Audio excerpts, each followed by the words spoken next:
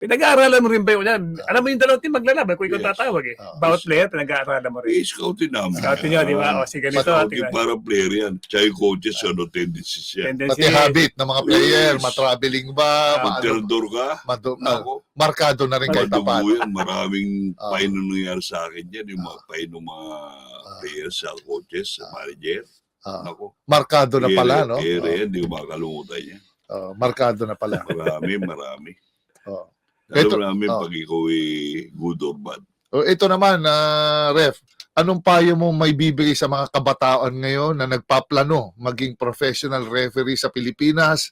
At ano rin sa tingin mo ang kailangan na baguhin at ma-improve ng bagong henerasyon?